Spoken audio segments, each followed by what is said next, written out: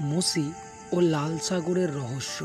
হাজার বছর আগে ইতিহাসের এক ভয়ঙ্কর রাত, ইসরায়েলরা মিশরের দাসত্ব থেকে পালিয়ে যাচ্ছেন।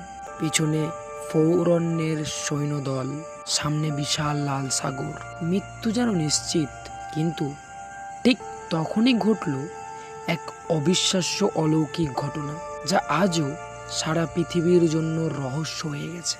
বাইবেলের বইতে লেখা আছে, ঈশ্বরের নির্দেশে মোশি তার লাঠি উঁচু করে ধরলেন। তখন প্রবল বাতাস বইতে শুরু করলো, আর মোশি তার লাঠি দিয়ে সমুদ্রের মধ্যে গাঁথলেন, আর লাল সাগর মাঝখান দিয়ে দুভাগ হয়ে গেল। আর তখনই ইসরায়েলরা শুকনো মাটির উপর দিয়ে পার হয়ে গেল। কিন্তু ফৌরনের সেনারা ঢুকে পড়তেই ঢেউ আবার মিলিত হয়ে তাদের ডুবিয়ে দিল।